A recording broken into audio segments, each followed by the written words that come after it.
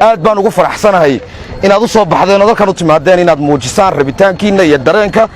aad ka qabtaan arrimaha taagan ee siyaasadeed ee Soomaaliland ka taagan aad baan ugu faraxsanahay qof kasta oo halkan yimidina waajib uu gutay waana waajib saaran marka la rabo in arrimaha masiiriga wax laga yiraahdo maaha arrin saaran suldaan maaha arrin saaran caaqil maaha arrin saaran wasiir maaha arrin saaran qof gaar ah waa arrin dhammaanteena saaran aad iyo aad baad ugu mahadsantihiin hadalkaygu wuxuu bannaan doonaa inaan idinka idinla hadlo waayo cidda wax goosanaysa ee wax rabtaa waa idinka weeyaan walaalayaal taariikhda kamay dhicin oo meelna laguma hayo dad wax isku qabtay oo wixii isku hayeen cidda wixii la isku haysatay intay maalin soo qaaday ay dadkii kale isku hayeen inta uu keentay tiraado wixii aan isku hayno waa kan hooy noo qaybi ama hoo adigu qaado taariikhda kamay dhicin meerna laakiin taariikhda waxa ku xusan wax la kala ritay ninka haystaana uu difaacanay ninka kale cadaaladda doonayana uu rabay inuu rito ayaa taariikhda ku xusan waxa taariikhda ku xusan isbedel kastoo dunida ka dhacay muu sameeynin suldaan muu sameeynin caaqil muu sameeynin nin weyn oo cirali waxaan taa u leeyahay waxaad qalbiyadiinna ka saartaan isbeddelkaynu doonayno iyo cadaaladaynu doonayno dadka ugu mudan ee keeni kara ee ridi kara ee dhalin kara waa inta halka joogta soo saamaa war ma oday baynu masiirkeenna u daba fadhiisannaa ma caaqil baynu u daba fadhiisannaa haddii ayna caawinayaan oy waajibkooda gudanayaan waynuu baahannay ha yimaadaan way dhammaatay wakhtigii masiirka ummaddan qof uu masaariifaysan lahaa way dhammaatay wakhtigii uu qof danta ummaddan uu meel ku gaadhi lahaa way dhammaatay xilligii maad aragtay qof inta bakshiish la soo siiyo la odhan jiray ordo reebelsi waxa dhammaatay boorama 3 reer baa ku hirdamaya war adeer bari toole waxaynu soo dhaxsanno jufo kaliya qaadato war soo saamaa saas kuma niyad sameyn walaalayaal kuma qanacsanin sida mashaariicda qaranka loo qaybiyo in sanduuqa SDF ka la yiraahdo ee ay beesha caalamka bixiso in 5% ay ka qaadato boorama 5% awdal ka qaadato ma cadaalad ba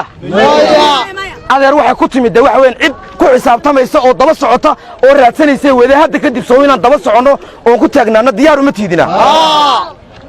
waxaad meesha ka saartaan nin cabsanaya guul ma gaadho nin xari ka cabsanaya waxa uu doonayo ma gaadho nin dilma ka cabsanayaana danta uu leeyahay ma gaadho qofka doonaya inuu sareynta waa loo dhintaa cadaaladda waa loo dhintaa waa lagu adkaystaa waxaad ogtiin haddii taangi iyo askari iyo xabsi iyo ciidan cid lagu haynayo dawladdii Tigreega halka fadhiday weyneed ee taangiyada badan lahayd maalin cad bay dad soo baxeen 1000 sanadood la adoonsanay inaga ma leena adoonsaday maya soo wadan dimuqraadiyeenu joognaa wadanaynu xaqeena dhaxsan karnaynu joognaa wadanaynu soo banaabici karnaynu joognaa wadan intaasiba ka mamnuuciin ayay intay iska hor qaadeen ay yiraahdeen we need a justice we democratization baan u baahanay cadaalad baan u baahanay yiraahdeen maanta halkan aynu joogno waxa weeyaan iyaga ka xaraan baa inay soo baxaan laakiin inaga maanta way noo bannaan tahay laakiin haddana qaarkiin baa guryaha joogo cabsoonaya soo inaad kuwa kale dhiirigelisana soo baxdaa diyaar uma tiidina intaa markaa ka imaado maalintii dhawatoole heshiis baa ka dhacay halkaa walaalayaal inagu raalli baan ku nahay shirkii burco wixii ka soo baxay oo ahaa in Soomaaliland gooni isku taagto oo ahaa in beelaha Soomaaliland iyo dadka Soomaaliland wada degaa ay u sinaadaan masabyada qaranka iyo manfaca qaranka maanta laakiin 30 sanadood ka bacdi looma sinna labada midna miyaynu 30 sano dambe aynu ku sii noolaanaa calooliyow iyo warwar iyo qanacsanaan laan Soomaha talaabo kasta oo aan nafteena ku qancinayna inaan qaadno Soomaha walaalayaal laba qodob baan ku dardaaraya waxay naga xaraana inaynu niyad jabno waxay naga xaraana inaynu cabsoonno waxay naga xaraana inaynu daalno waxa kale oo naga xaraana intaynu ku jirno ma aragtay halganka wanaag iyo cadaalad aynu ku doonayno cadaaladu qof kasta waa wadane waxay naga xaraana inaynu cid ku xadgudubno waxay naga xaraana inaynu magaaladeena ileen xaaladani meel ay nala xuli doonto ma ogine inaynu fadqalaliyo dhibaato ku galino nabadgelyo darro ku geysano Soomaha maanta waxaynu joognaa garoonkii Browle cidna kuma inaan duulin dawlad ma inaan carqaladayn bajaaj ma inaan hor istaagin halkan aan kaga hadlaynaa inagoo badan baan garoonka furanaynaa inagoo badan baan khayriyada tagaynaa Soomaha laakiin maxay naga reeban inaan carqaladayna dadkeena inaan dadka aynay naga reeban waxa weeyaan ka hargeysa jooga madaxweynaha ka maanta isaga cadaalad u baan waayo hadduu cadaalad sameeyo ilaahay agtiisana wanaag buu ka helayaa dadkiisa dhexdiisana magac buu ka helayaa laakiin intuu qaraabakiilka iyo qabyaaladda iyo qof jeclaysiga ugu shaqaynayo ummaddii dooratay iyo dadkiisa iyo waddankii maad aragtay uu dhistay uu kala yaxanayo aqoonsi la heli maayo horumarna la heli maayo waxaan ku soo gabagabaynayaa soomaalida wada hadallaa lagula jiraa waar soo maaha go'aankeennu intaan soomaali lala hadal inay somalilan wada hadashay qanciso soo maaha waxaynu baaq u diraynaa dadka walaalaha ee tabashada qaba ee cadaaladda doonaya inay ku soo biiraan kacdoonkan inay ku soo biiraan dadkan inay halkan yimaadaan oo ay nagu soo biiraan baan ka codsanaynaa aad iyo aad baad u mahadsantihiin assalaamu calaykum waraxmatullaahi wabarakaatu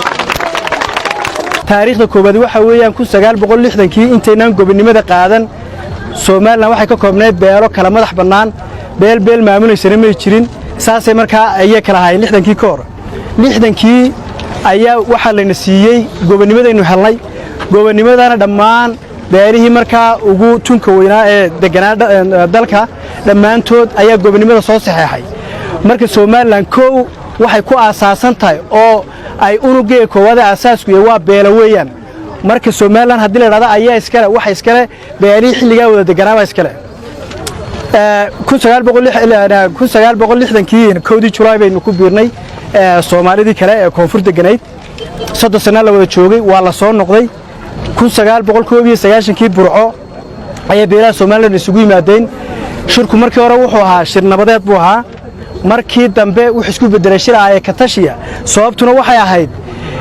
dawlad baa lagaga dhawaaqay Muqdisho oo dawladii manifesto loo oran jiray Cali Mahdi iyadoo aan laga tala gelin SNM halka u fiirsada iyadoo aan laga tala gelin SNM haddaba waxay doontaba haatee shirku markii dambe wuxuu isku bedelay ay ka tashiga marka waxaan uga jeedaa Soomaaliland mar labaadka waxa samaystay oo wadale beelihii maalinta wada joogay Burco shirkii lagu galay inta haddaan ka imaado inta muddadii ka dambeysay 97 wixii ka dambeeyay waxa la qaatay dimuqraadiyad iyo nidaamka xisbiyada badan leh bariga markii waynu cusbayn maynaan tijaabin laakiin maanta markaynu tijaabinay dimuqraadiyaddii iyo nidaamka xisbiyada badan maxaa ka soo baxay waxaan tilmaami doonaa waxa ka soo baxay dimuqraadiyaddii waxaynu u fahamnay in la codeeyo oo mataqaana qabiilka ama ninka deereeriga soo abaabushaa uu meesha yimaado dawladda qabsado dawladdana laga dhigto company la maal gashanayo oo wixii la gashaday iyo wax ka badan dib looga soo celiyo waxaynu arkaynaa markaa in labadaasiba lagu fashilmay tale waxaan ku soo jeedinayaa markaa koow waa in lagu soo noqdo hayndaabkii beeraha oo madaxweynuhu qabanqaabiyo shir qaran uu qabanqaabiyo shirka qaran waxa laga hadli doonaa afar shay baa laga hadli doonaa koow waa in laga hadlo waa in lagu heshiiyo dastuurka laba waa in dawladnimadii sida loo wadaagay aynu ku heshiino saddex waa inaynu ku heshiino dhaqaalaha ama cashuuraha ay ka mid yihiin iyo dhaqaalaha dibadda waa inaynu ku heshiino sidii loo qaybsanayay ta afraad waa inaynu ku heshiino ciidanka iyo shaqaalaha iyo xalaalo wixii kale dawladda ka dhalanaya taas ayaynu Soomaaliland ku noqonaynaa wixii taa ka duwan anagu maanta diyaar uma nihin inaanu dawlad noocaasa aanu ka sii mid ahaano waxaanan cod dheer iyo cod gaanba ku sheegayaa reer awdal uma baahna 13 waxay u baahan yihiin awood qaybsi runa oo la wada qaybsado inta aan soo sheego dhan la qaybsado waxaan ku adkaysanaynaa haddaan nahay dhalinyarada gobolada galbeedka inaanu ogolaan doonin awood qaybsi la'aanta dawladnimada Soomaaliland ka jirta awoodan u janjeeda dhinaca qura awoodan u janjeeda beesha qura ay beel qura tunay deefti dawladnimo helayso beelaha kalena ay ka qatan yihiin ma ogolaan doono ma aqbalayno haddaan nahay dhalinyarada ma aqbalayno mana ogolaanayno awood qaybsi la'aan doorasho inay ku dhacdo awood qaybsi la'aan anagu awoodanu ka hadlayno ma 13 kursiin waa in dawladda ay hayaan aynu la sheer garayno marka wasiirada waa in equal aynu ka noqono